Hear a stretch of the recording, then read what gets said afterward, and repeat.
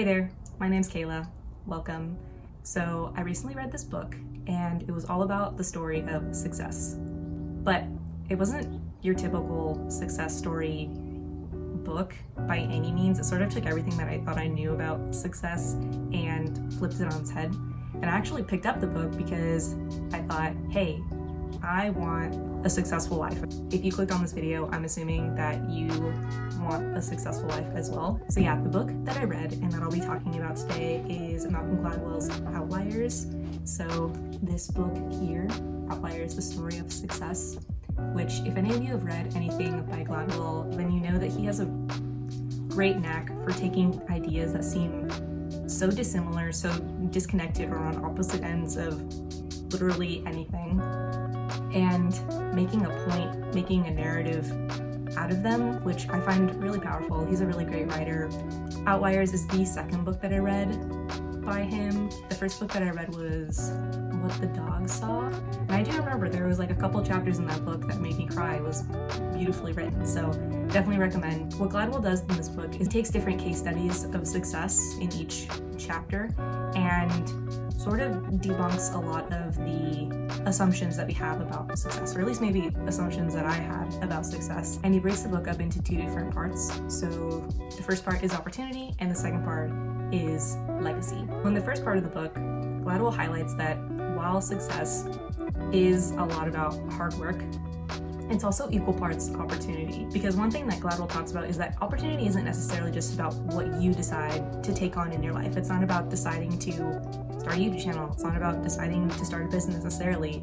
It's also a lot about the opportunities that come to you that are not guaranteed and they're not necessarily in your control, whether it be some type of individual who's going to fund you, it's being born in the right place, or even being born at the right time, whether that be in the right era or even the right time of year. Success has a lot to do with external factors. So in that regard, sometimes it was a little disconcerting, I guess you could say, because I just wonder, okay, my current circumstances, I was born in the mid-90s and was born at the end of the year, and currently I live in the United States, more specifically in New York. Like, am I setting myself up to sort of like accept any opportunities that are going to present themselves about my success? I really don't know, and I won't know until I am old, so that's great. So one thing that I took away from all of this is that hard work is a choice, but opportunity is up to chance. So it's like I feel like it's almost like a 50-50 balance if we're just thinking about opportunity and that story and how it relates to success. On to the second part of the book, which is the weight of legacy in the stories that we tell ourselves about success. So while part one of the book had a very heavy focus on like outward opportunities, things that are sort of out of our control, the second part of the book, legacy, is really about just that, the cultural and things that we inherit from our ancestors and how that sort of plays a role in whether we'll be successful or not.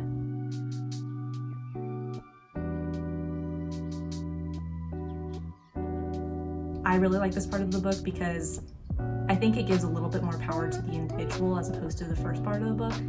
So according to Gladwell, success is not just about hard work and opportunity, but it's also about recognizing our own internal limitations and shortcomings as we go through life, which I think that this part of the book was eye-opening to me because it is something that I'm trying to work on generally.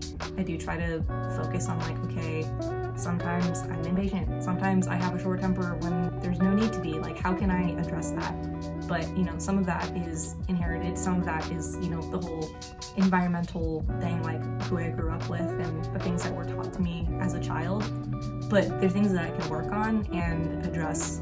So I won't go into like too much detail about the certain narratives that Gladwell explores, but I will give some idea of the type of things he talks about. So in terms of like legacy, some things that may be influencing how successful you may be in life relates to what your ancestors did, not your parents and not just your grandparents, but literally like centuries ago, like what your family did for work, whether they were farmers or not, whether they lived in Western culture or Eastern culture. Success also relates to your current culture. So whether you live in a culture that highly respects authority or whether people are more equal and doesn't have that hierarchy of power. And also, which probably won't come as a surprise, but success also does depend on how wealthy your parents were as a child, because as a child, the income of your parents has a really big influence on the types of opportunities that you were given